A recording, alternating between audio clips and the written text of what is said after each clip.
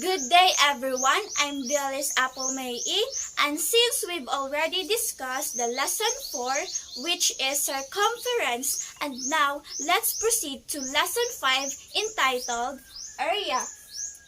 And since we will discuss about area, who can give me first of what area means? Okay? Very good. When we talk about area, it is defined as the total space taken up by flat two-dimensional surface or shape of an object. Okay, so I have here different kinds of shapes, and let's identify each of them. So what do you think are the names of the first and the second shapes? Very good. This is what we call rectangle and a triangle. Now, how about in the third, fourth, fifth shapes? What do you think are the names of these shapes? Very good. In the third shape is what we called parallelogram, while on that fourth shape is what we call trapezoid. Lastly, in the fifth shape is what we call circle. So this shapes class is what we call two-dimensional shapes. So in this lesson, we will find the areas of rectangle, triangle, parallelogram, trapezoid, and a circle. In order for it to be guided, this is how we find the area of a rectangle. Area of a rectangle equals length times width, or we can simply write as LW. Okay, so what is the length of a rectangle? Very good. The length of a rectangle is 5. How about its width? Very good. The width of a rectangle is 3. So we rewrite it as follows.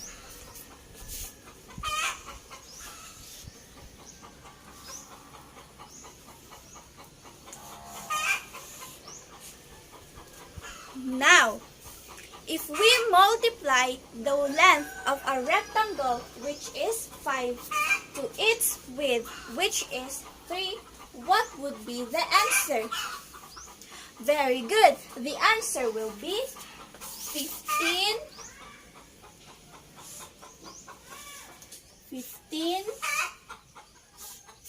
square units.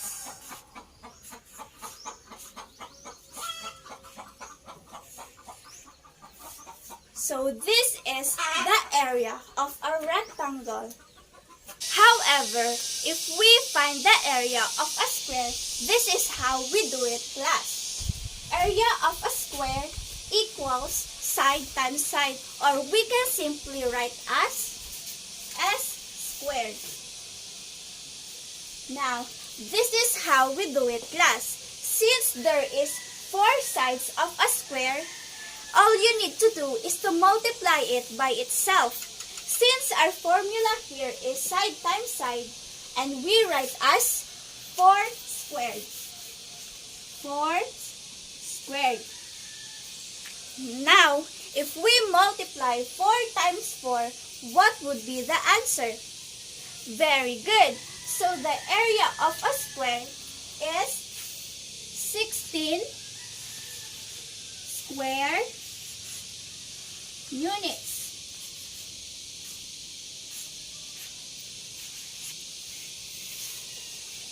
This time, we will now learn how to find the area of triangles, parallelograms, trapezoids, and circles. Remember that the general formula for area is base times height. Let's first discuss the area of a parallelogram. So, since a parallelogram is like a slanting rectangle, then the formula in finding its area is also similar. That is base times height. So take a look how a parallelogram can transform into a rectangle.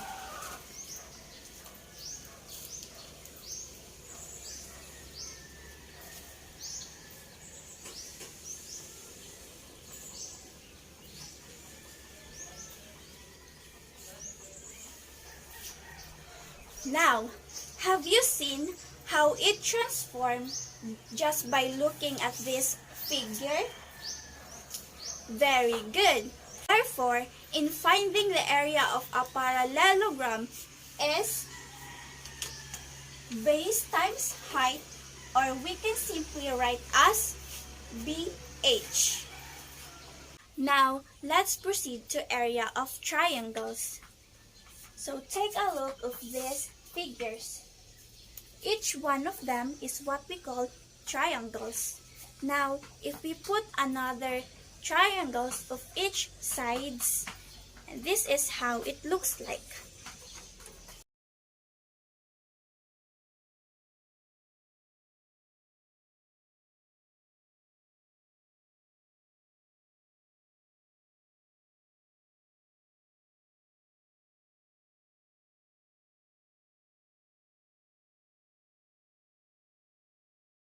Okay, so for triangle 1 and 2, it's very obvious that the triangles is half of that parallelogram with the same base and height.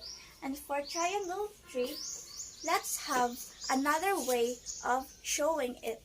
Now, for triangle 3, each of these figures is simply two triangles, 3 placed by side to form a parallelogram. Again, it clearly shows that the area of a triangle is half of that parallelogram with the same base and height. Therefore, in finding the area of a triangle is 1/2 times base times height, or we simply write as 1/2 times base times height, or 1/2 times BH. Okay, let's move on to area of trapezoids. And since a trapezoid is also like a rectangle, just like this,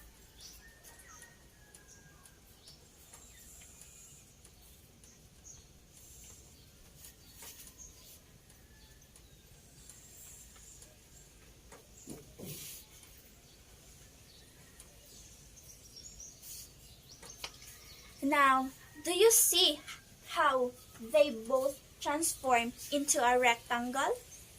Very good. Therefore, in finding the area of a trapezoid is 1/2 times base sub 1 plus base sub 2 times height, or we can simply write as 1/2 times b sub 1 plus b sub 2 times h. We will now move to find the area of a circle using a parallelogram. So how the formula of a circle, which is pi r squared, relates with the area of a parallelogram and rectangle, which is base times height. Now, it's for us to find out. So the first step is use a compass to draw a circle and cut it out. And the second step is find the circle 3 times as shown to get equal wedges. And the third step is unfold and shade 1/2 of the circle. And the last step is cut out the wedges and fit the pieces together to form a figure that looks like a parallelogram. So we all know that to find the area of a parallelogram is base times height. Now, to find the area of a circle, substitute pi r for base and r for height. So now, we simply write as pi r squared. Hence, to find the area of a circle is pi r squared.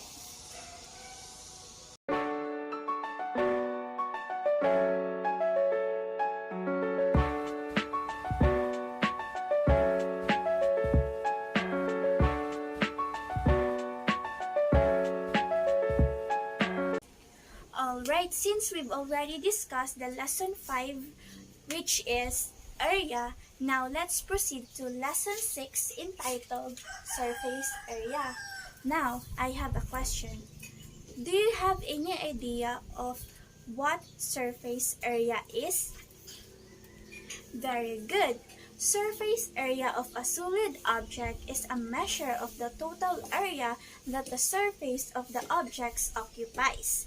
Now, another way to make the study of surface area more concrete is to visualize or draw the net of the solid figures. So I have here pictures. And let me check if you know these objects. So what do you think are the names of the first and second pictures? Very good. It is what we call cube and a rectangular prism. Now what about in the third and fourth pictures? Very good. In the third picture is what we call square pyramid. And the fourth picture is what we call cylinder. Now, what do you think are the names of these objects? So this is what we call cone. Lastly, this is what we call sphere. And these objects is what we call net of solid figures. So what are these net of solid figures? So these are used to describe what a 3D shape would like if it was opened out and laid flat. A net is what a 3D shape would look like if it was unfolded. This is how it looks like if these objects are unfolded. So this is 4 cube, rectangular prism, and a square pyramid, cone, cylinder, and a sphere. Now, let us find the surface area of a cube. So it is easy to visualize the surface area of a cube since we already know that it has 6 square faces, which are all congruent. It means that we simply solve the area of one face and multiply the result by 6. And our cube here has 6 centimeter. And if the side or edge of the cube is 4 centimeter, we write it as follows. Now, let us copy 6 here times. Since it is 4 squared, all we need to do is to multiply it by itself. Now, if we multiply 4 times 4, what would be the answer? Very good. The answer will be 16. Finally, we will multiply 6 and 16. Now, 6 times 16 is equal to, very good, 96. Square centimeter. So this is the surface area of a cube. Did you get it, class? Very good. Okay, so let's proceed to find the surface area of a rectangular prism. Now, to find the area of a rectangular prism, we need the measure of the length, width, and height. Okay, so if we take a look at the net of a rectangular prism, we see 3 pairs of faces. Now, to sum up the surface area of a rectangular prism, it is surface area equals front and back faces plus right and left faces plus top and bottom places. Or we can write it as follows. Now, let's copy 2 here. Okay, so what is the length of a rectangular prism? Very good. The length of a rectangular prism is 6.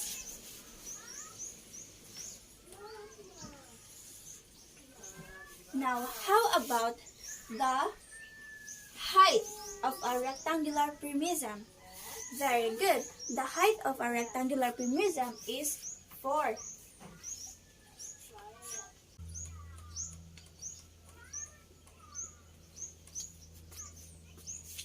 Now, let's put plus sign here and another open parenthesis and copy 2. So what is the width of a rectangular prism? Very good. A rectangular prism has 3 widths. Now how about the height of a rectangular prism? Very good. It has 4 height.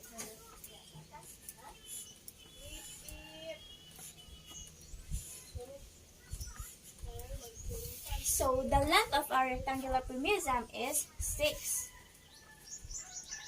And its width is 3. Now let's solve this one. Okay, so 6 times 4 is equal to 24. And if we multiply it by 2, the answer will be 48.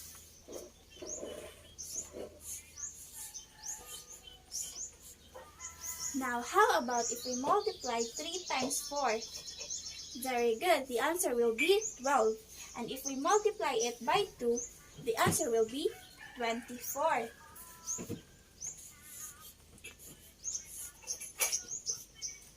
Lastly, if we multiply 6 times 3 is equal to 18. And now if we multiply it by 2, the answer will be 36.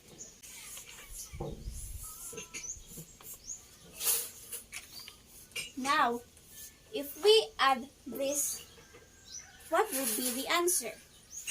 48 plus 24 plus 36 is equal to 108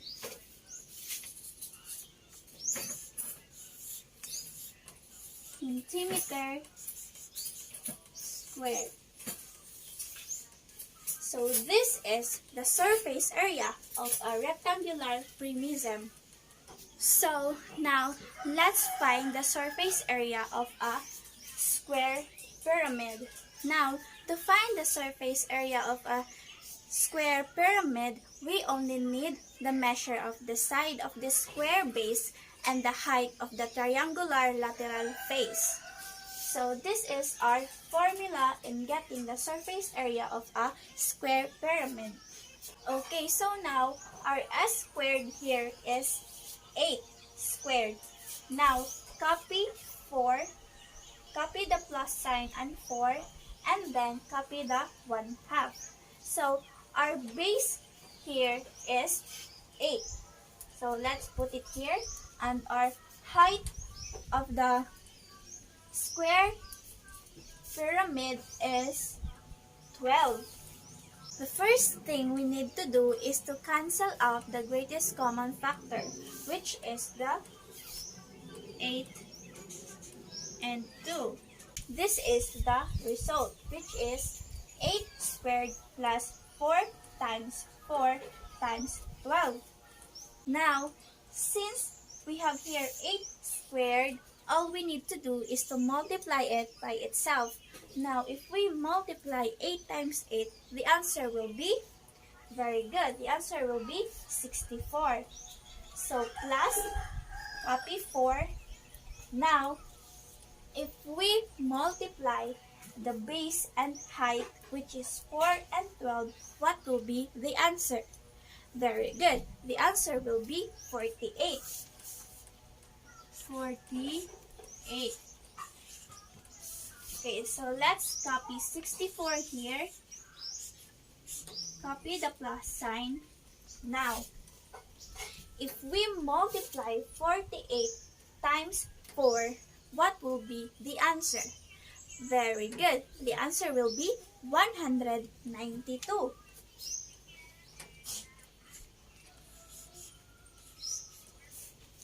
Now, the last thing we do is to add the remaining numbers, which is 64 and 192. So 64 plus 192 is equal to, very good, the answer will be 256 millimeter squared.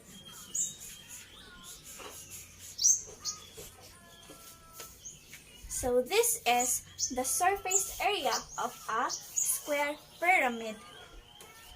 We will now move on in getting the surface area of a cylinder.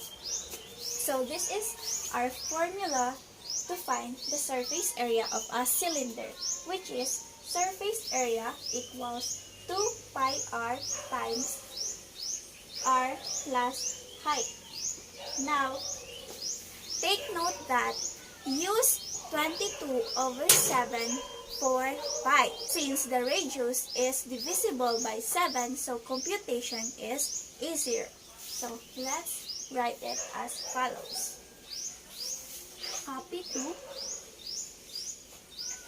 times 22 over 7 times our radius here is 14.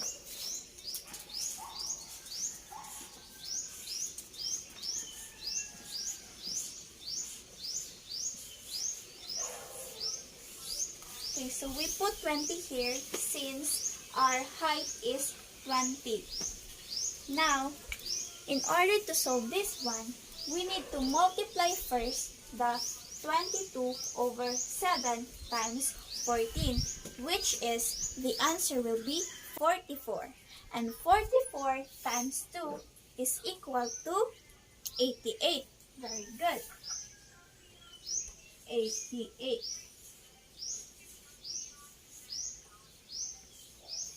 Now, if we add 14 plus 20, what would be the answer?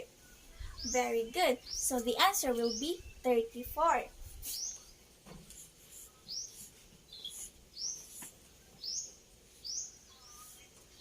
Okay, so the last thing we need to do is to multiply 88 and 34.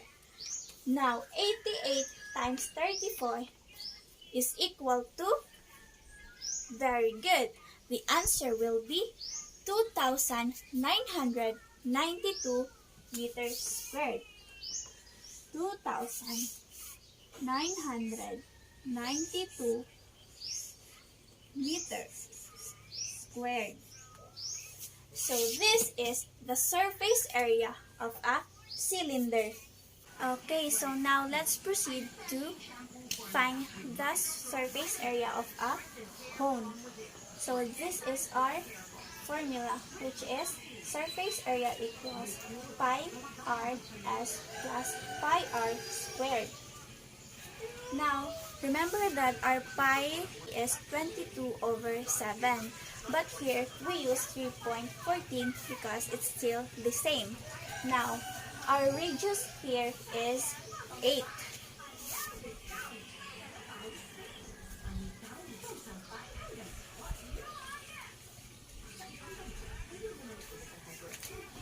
And our slant edge here is 15.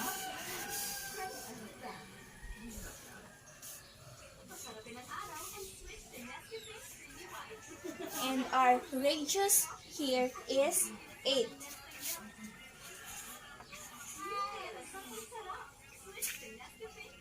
The next step we'll do is to multiply 3.14 and 8. Now, 3.14 times 8, what would be the answer? Very good. The answer will be 25.12. Now, if we add these two numbers, which is 15 and 8, what would be the answer? Very good. The answer will be 23. Now, 25.12 times 23 is equal to, very good, the result will be 577.76 millimeters squared.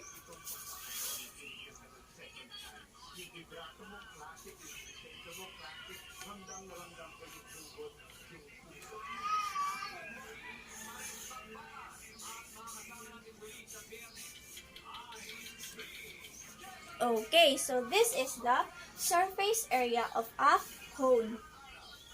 Lastly, let's now find the surface area of a sphere.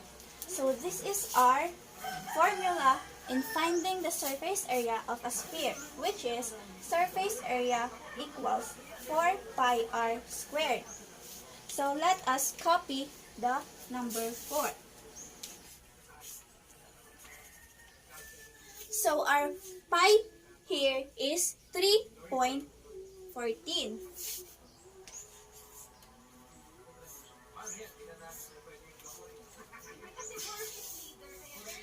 Now, our radius here is 4.5 decimeter.